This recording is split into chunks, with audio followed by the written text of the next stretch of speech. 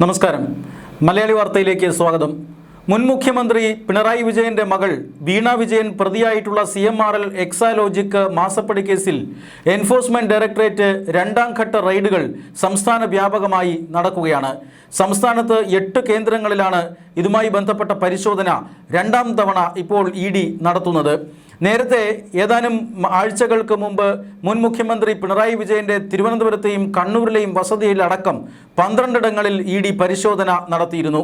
അതിനുശേഷം ചില നിർണായകമായ ചോദ്യം ചെയ്യലുകളാണ് ED നടത്തിയത്. ആ ചോദ്യം ചെയ്യലുകളിൽ മുൻ മുഖ്യമന്ത്രിയുടെ മകൾ വീണ വിജയനെയും ഉൾപ്പെടുത്തിയിട്ടുണ്ടായിരുന്നു. 2 തവണയാണ് വീണ വിജയനെ എൻഫോഴ്സ്മെന്റ് ഡയറക്ടറേറ്റ് കൊച്ചിയിലെ ഓഫീസിൽ വെച്ച് ചോദ്യം ചെയ്തത്. റെയ്ഡുകൾ പുരോഗമിക്കുന്ന സമയത്ത് തിരുവനന്തപുരത്തെ വീട്ടിൽ വെച്ചിട്ടും വീണ വിജയനെ ED ചോദ്യം ചെയ്തിരുന്നു. ഇപ്പോഴിതാ രണ്ടാം ഘട്ട പരിശോധനകളാണ് നടക്കുന്നത്. ഈ കേസിൽ മാസപ്പടി കേസിൽ ഉണ്ടാക്കിയ കള്ളപ്പണം, ആ കള്ളപ്പണം വെളുപ്പിക്കൽ നടത്തി, അതായത് പ്രൊസീഡ്സ് ഓഫ് ക്രൈം എന്ന് പറയുന്ന തുക, ആ തുകയ്ക്ക് സമാനമായ സ്വത്തുവകകൾ കണ്ടുകെട്ടുന്നതിന് മുന്നോടിയായിട്ടുള്ള പരിശോധനയാണ് ED ഇപ്പോൾ നടത്തുന്നത് എന്നാണ് സൂചന. എന്തായാലും ED റെയ്ഡുകൾ ഇപ്പോഴും പുരോഗമിക്കുകയാണ്. ഏറ്റവും പ്രധാനപ്പെട്ട കാര്യമെന്നത് ഇന്നത്തെ അല്ലെങ്കിൽ ഈ രണ്ടാം ഘട്ട റെയ്ഡിൽ ED മുൻതൂക്കം നൽകിയിരിക്കുന്നത് മുൻ മന്ത്രി മുഹമ്മദ് റിയാസിനെയാണ്. മുൻമന്ത്രി പൊതുമരാമത്ത് വകുപ്പ് മന്ത്രിയും അതുപോലെ തന്നെ ടൂറിസം മന്ത്രിയും ഒക്കെ ആയിരുന്ന മുഹമ്മദ് റിയാസ് വീണ വിജയന്റെ ഭർത്താവും മുൻ മുഖ്യമന്ത്രി പിണറായി വിജയന്റെ മരുമകനുമാണ്. അതുകൊണ്ട് തന്നെ വലിയ രാഷ്ട്രീയ പ്രാധാന്യമുള്ള കേസായതിനാൽ അതീവ ജാഗ്രതയോടുകൂടിയാണ് ED ഈ മാസപ്പടി കേസ് മുന്നോട്ട് കൊണ്ടുപോകുന്നത്. ആദ്യഘട്ട പരിശോധനയിൽ തന്നെ കോഴിക്കോട്ടെ മുഹമ്മദ് റിയാസിന്റെ കുടുംബ വീട്ടിലടക്കം പരിശോധന നടത്തിയിരുന്നു. ഇപ്പോൾ മുഹമ്മദ് റിയാസിന്റെ വീടുകളിൽ ഇപ്പോൾ പരിശോധന നടത്തുന്നുവെന്ന് മാത്രമല്ല, മുഹമ്മദ് റിയാസിന്റെ അടുത്ത ചില സുഹൃത്തുക്കൾ മാസപ്പടി കേസുമായി ബന്ധപ്പെട്ട് ഇതുവരെയും നമ്മൾ കേട്ടിട്ടില്ലാത്ത ചില പേരുകൾ, അതൊക്കെ ഈ പരിശോധനയിൽ പുറത്തു വരികയാണ്. അതായത് DTPCയുടെ ഡിസ്ട്രിക്ട് ടൂറിസം പ്രൊമോഷൻ കൗൺസിലിന്റെ കോഴിക്കോട് ഡെസ്റ്റിനേഷൻ മാനേജർ നന്ദുലാലിന്റെ വീട്ടിലാണ് ഒരു പരിശോധന നടക്കുന്നത്. മാത്രമല്ല DYFI നേതാവ് നിഖിലിന്റെ വീട്ടിൽ പരിശോധന നടത്തുന്നുണ്ട്. അതോടൊപ്പം തന്നെ ഷൈജൽ, ഫൈജാസ് എന്ന് പറയുന്ന വ്യക്തികളുടെ വീടുകളിലും പരിശോധന നടക്കുന്നുണ്ട്. ഈ 4 ഇടങ്ങളിലെ പരിശോധന ഈ രണ്ടാം ഘട്ട റെയ്ഡുകളെ സംബന്ധിച്ചിടത്തോളം വളരെ പ്രധാനമാണ്. ഇവരെല്ലാം ഈ മുഹമ്മദ് റിയാസുമായി അടുത്ത ബന്ധമുള്ളവരാണ്. ഇതിൽ 3 പേർ DYFI നേതാക്കളും മറ്റൊരാൾ DYFIയുമായി അടുത്ത ബന്ധമുള്ള മറ്റൊരു വ്യക്തിയുമാണ്. ഇങ്ങനെ നന്ദുലാലിന്റെ വീടുകളിലടക്കം ഈ പറയുന്ന മുഹമ്മദ് റിയാസിന്റെ മനസാക്ഷി സൂക്ഷിപ്പുകാരൻ, എല്ലാ രഹസ്യങ്ങളും അറിയാവുന്ന ചില സുഹൃത്തുക്കളുണ്ട്. അവരാണ് ഈ 4 പേർ. ഈ 4 പേരുടെ വീടുകളിലും റെയ്ഡ് നടക്കുന്നുവെന്ന് പറഞ്ഞാൽ മുഹമ്മദ് റിയാസിനെ ED ചുറ്റി വളയുന്നു എന്ന് തന്നെയാണ്. മുഹമ്മദ് റിയാസ് തന്നെയാണ് വീണ വിജയന്റെ മറവിൽ ഈ പറയുന്ന സാമ്പത്തിക ഇടപാടുകൾ നടത്തിയിരിക്കുന്നത് എന്ന് EDക്ക് വ്യക്തമായ സൂചന ലഭിച്ചിരിക്കുന്നു എന്നതിൻ്റെ വളരെ പ്രധാനപ്പെട്ട ഒരു ഉദാഹരണമാണ് ഇന്ന് നടക്കുന്ന റെയ്ഡുകൾ. നേരത്തെ വീണ വിജയനെ ചോദ്യം ചെയ്തതിൽ നിന്നും ഈ പറയുന്ന ഇടപാടുകൾ, ദുരൂഹ ഇടപാടുകൾ, കള്ളപ്പണ ഇടപാടുകളിൽ വീണ വിജയന് പ്രത്യക്ഷത്തിൽ യാതൊരു പങ്കുമില്ല എന്നാണ് ED വിലയിരുത്തുന്നത്. അതായത് ഈ ഇടപാടുകളെല്ലാം നടത്തിയിരിക്കുന്നത് വീണ വിജയന്റെ ബാങ്ക് അക്കൗണ്ട് വഴിയും വീണ വിജയൻ ഏകാംഗ ഡയറക്ടറായിട്ടുള്ള എക്സാലോജിക് എന്ന് പറയുന്ന കമ്പനി വഴിയും ഒക്കെയാണ്. പക്ഷേ എങ്കിലും ഈ ഇടപാടുകളെ കുറിച്ചുള്ള വ്യക്തമായ ധാരണ വീണ വിജയൻ ഇല്ല എന്ന് ചോദ്യം ചെയ്യലിൽ ഇപ്പോൾ EDക്ക് മനസ്സിലായിരിക്കുന്നു. നേരത്തെ ചില ചോദ്യം ചെയ്യലുകൾ ഉണ്ടായിരുന്നു. അത് SFIO അന്വേഷണവുമായി ബന്ധപ്പെട്ടിട്ടായിരുന്നു.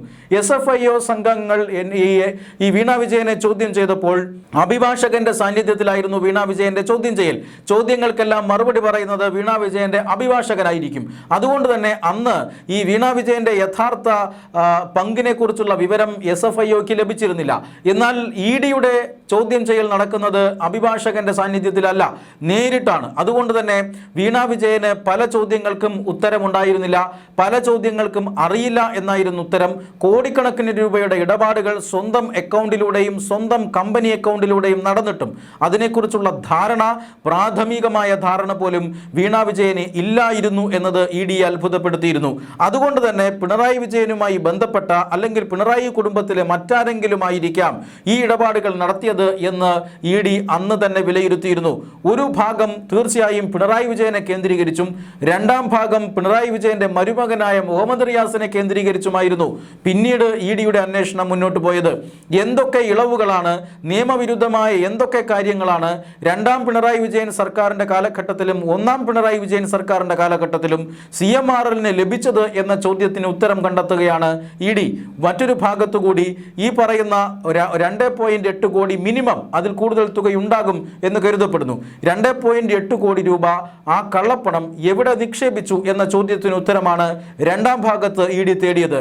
ആ അന്വേഷണം എത്തി നിന്നത് മരുമകൻ മുഹമ്മദ് റിയാസിലേക്കായിരുന്നു എന്നാണ് ഈ റെയ്ഡുകൾ നൽകുന്ന സൂചന. അതായത് വീണയുടെ പേരിൽ എക്സാലോജിക് മാത്രമല്ല ലേക്കർ ഇന്ത്യ എന്ന് പറയുന്ന മറ്റൊരു കമ്പനി കൂടി ഉണ്ടായിരുന്നുവെന്നും ഈ കമ്പനിയിൽ വലിയ രീതിയിലുള്ള നിക്ഷേപം മുഹമ്മദ് റിയാസിനും വീണയ്ക്കും ഉണ്ടായിരുന്നു എന്ന് പറയപ്പെടുന്നു. മാത്രമല്ല മറ്റു ചില പരസ്യ കമ്പനികളിൽ അടക്കം ഈ പറയുന്ന മുഹമ്മദ് റിയാസിനും അതോടൊപ്പം തന്നെ ഭാര്യ വീണ വിജയനും പങ്കുണ്ടായിരുന്നു അല്ലെങ്കിൽ നിക്ഷേപമുണ്ടായിരുന്നു എന്ന വിവരങ്ങളും EDക്ക് ലഭിച്ചിട്ടുണ്ട്.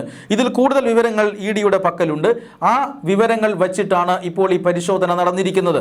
രണ്ടാം ഘട്ട പരിശോധനയുടെ ആരംഭം എവിടെയാണ് എന്ന് ചോദിച്ചാൽ, അതായത് മാസപ്പടി കേസുമായി ബന്ധപ്പെട്ട് ഇതുവരെയും പുറത്തു വന്നിട്ടില്ലാത്ത പേരുകൾ ഇപ്പോൾ പുറത്തു വരുന്നതിന് പിന്നിൽ വീണ വിജയന്റെ രഹസ്യ ഡയറിയാണ് എന്നാണ് ഇപ്പോൾ പുറത്തു വരുന്നത്.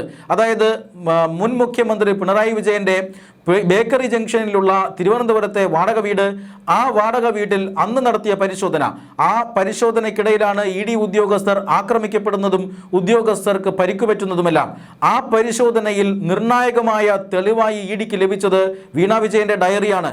ആ ഡയറിയിൽ വളരെ വ്യക്തമായ ചില കണക്കുകളും കാര്യങ്ങളും ഉണ്ടായിരുന്നു.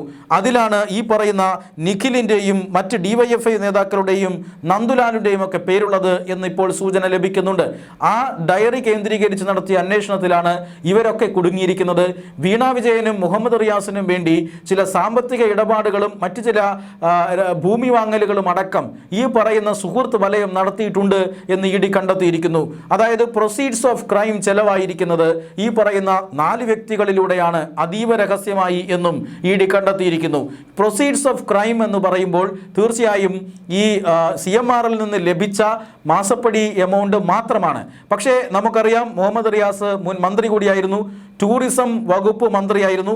ഇപ്പോൾ ഇവിടെ റെയ്ഡ് നടക്കുന്നത് ടൂറിസം പ്രൊമോഷൻ കൗൺസിലിൻ്റെ തന്നെ ഡെസ്റ്റിനേഷൻ മാനേജറുടെ വീട്ടിലാണ്. എന്ന് പറഞ്ഞാൽ ആ വകുപ്പുമായി ബന്ധപ്പെട്ടോ പൊതുമരാമത്ത് വകുപ്പുമായി ബന്ധപ്പെട്ടോ മറ്റേതെങ്കിലും തരത്തിലുള്ള അഴിമതികൾ നടന്നിട്ടുണ്ടോ, ആ അഴിമതികളുടെ പണവും ഇപ്പോൾ ഈ ED അന്വേഷണത്തിൻ്റെ ഭാഗമായി പുറത്തു വരുമോ എന്ന ചോദ്യങ്ങൾ ബാക്കി നിൽക്കുകയാണ്. എന്തായാലും മുഹമ്മദ് റിയാസിനും വീണ വിജയനും പിണറായി വിജയനും ഇനിയിപ്പോൾ നല്ല കാലമല്ല. നിർണായകമായ തെളിവുകളാണ് EDക്ക് ലഭിച്ചിരിക്കുന്നത്. ആ തെളിവുകളുടെ അടിസ്ഥാനത്തിലാണ് ഇപ്പോൾ EDയുടെ അന്വേഷണം പുരോഗമിക്കുന്നത്. വീണ വിജയൻ, ശശിധരൻ കർത്ത, പിണറായി വിജയൻ എന്നിങ്ങനെയൊക്കെയുള്ള പേരുകൾ മാത്രമല്ല, ചില പ്രാദേശിക DYFI നേതാക്കൾ, അതോടൊപ്പം തന്നെ മറ്റു ചില സംരംഭകർ, അതോടൊപ്പം തന്നെ ഈ DTPC ഡെസ്റ്റിനേഷൻ മാനേജർ ആയിട്ടുള്ള നന്ദുലാൽ, ഇങ്ങനെയുള്ള പല പേരുകളും ഇപ്പോൾ പുറത്തു വരുന്നുണ്ട്. എന്ന് പറഞ്ഞാൽ മാസപ്പടി കേസിൽ ED അന്വേഷണം നിർണായക ഘട്ടത്തിലാണ് എന്ന് തന്നെയാണ്.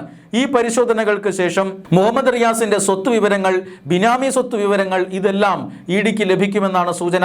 അതിനുശേഷം ഉടൻ തന്നെ പ്രാഥമികമായ കുറ്റപത്രം ഈ കേസിൽ ED ഉടൻ നൽകിയേക്കും. അതോടൊപ്പം തന്നെ പിണറായി വിജയന്റെയും വീണ വിജയന്റെയും മുഹമ്മദ് റിയാസിന്റെയും മറ്റേതെങ്കിലും ബിനാമി പേരുകളിലുണ്ടെങ്കിൽ ആ പേരുകളിലുള്ള സ്വത്തുക്കളും ഉടൻ തന്നെ എൻഫോഴ്സ്മെന്റ് ഡയറക്ടറേറ്റ് കണ്ടുകെട്ടാനുള്ള സാധ്യതയും തെളിയുന്നുണ്ട്.